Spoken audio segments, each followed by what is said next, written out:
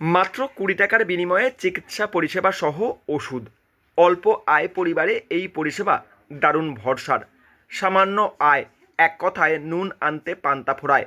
সেই সমস্ত পরিবারে শরীরের জ্বর জ্বালার মতো সাধারণ সমস্যাতে চিকিৎসা করাতে অর্থের অভাব দেখা দেয়, যে কারণে শরীর থেকে সহজে রোগ মুক্তি ঘটে না। তাদের পক্ষে বিশিষ্ট চিকিৎসক দ্বারা চিকিৎসা করানো অসাধ্য প্রায়। এমনও হয়েছে হতদরিদ্র পরিবারের চিকিৎসার অভাবে অকালে প্রাণ হারিয়েছে মানুষ। সেই দিক গুরুত্ব রেখেই গ্রামে চিকিৎসা পরিষেবা শুরু হয়। ডাক্তার দেখাচ্ছেন, সেই সময় ওষুধ পাচ্ছেন? হ্যাঁ, সবই পাচ্ছি, দিচ্ছে। আমাদের খুব সুবিধা হয় এই ওষুধ খেয়ে। আর এখানে আমরা এই ৪-৫ বছর একভাবে ওষুধ খেয়ে যাচ্ছি। এখানে আসি, আমাদের ওষুধ পালা যা কিছু দরকার হয় আমাদের দেয়। আমরা জানি ৭৮ সালে বন্যার পর থেকে আমাদের গঙ্গাধামী বিবেকানন্দ গ্রন্থাগার, হ্যাঁ, এবারে এরা মানে এই যে আমাদের সমাজসেবার কাজ করেই চলেছে।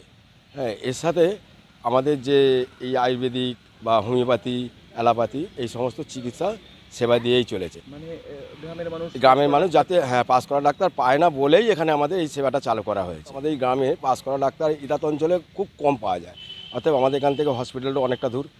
যাই বলি সেই তার মতো ওষুধ দেয়, ভালোই আছি।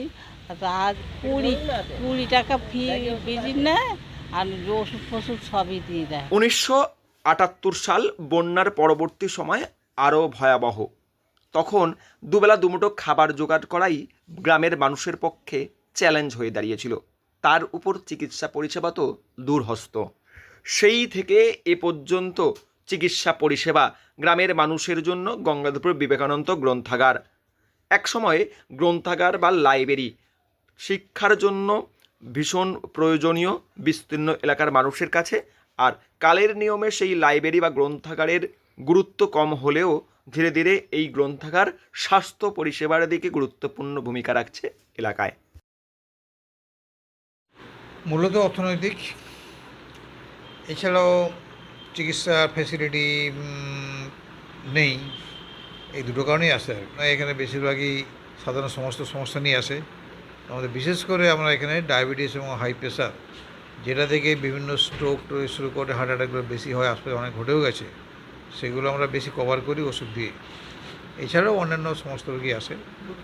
আমরা 2 সপ্তাহ এলাম, 2 সপ্তাহের মধ্যে পুরো ওষুধটা তাদেরকে দেওয়ার চেষ্টা করি। যে সুগার, প্রেশার এইসব, তারপর গ্যাস্ট্রাইটিস ব্যাপার আছে, আর্থ্রাইটিস ব্যাপার আছে, বেশিরভাগ তাই। আর প্রথম তো গামবাড়াতে আছে, যারা দেউলপুর ওই দিক থেকে আছে। বিবেকানন্দ গ্রন্থাগার, স্বাস্থ্য ভবন, গঙ্গাধরপুর, গন্ডলপাড়া, দেউলপুর, জুজের সাহা সহ আশপাশের 15 কোটিটি গ্রামের মানুষের কাছে ভরসা স্বাস্থ্য পরিষেবায়। বিশিষ্ট চিকিৎসক দেখানোর সুযোগ, সেই সঙ্গে হাতে মিলছে নামী কোম্পানির ওষুধ। প্রয়োজন আছে, মানে এই যে এখানকার লোকেরাও যে সরকারি হসপিটাল তো নেই এখানে কাছাকাছি, তার ফলে কী হয়, এখানে গরিব মানুষের 20 টাকায় চিকিৎসা করে, মানে ঔষধ ডাক্তার এবং পাশ করা ডাক্তার এবং ওষুধ দুটোই পাচ্ছে। এ ধরুন দেউলপুরে আছে, জুয়েসা আছে, জয়রামপুর আসে, কোড়লা থেকে আসে, ধুলাগড় থেকে আসে, নিউপোড়া থেকে আসে, সব থেকে বেশি আসে লিউপোড়া থেকে। বন্যার পর থেকে আমাদের গ্রামের অবস্থা খুব খারাপ হয়ে গেছিলো, তারপর থেকে আমাদের স্টার্ট করি, তারপরে ওরা একটু চলে যায়, তারপর আমাদের ডাক্তারবাবু কী যেন বললো, শুভ প্রয়াসের উদ্যোগে এটা কন্টিনিউ 2001 সাল থেকে স্টার্ট চলছে। এমন পরিষেবা বহু মানুষের বুকে বল, বহু পরিবারের ভরসা। হাওড়া থেকে রাকেশ মাইতি, লোকাল 18 বাংলা।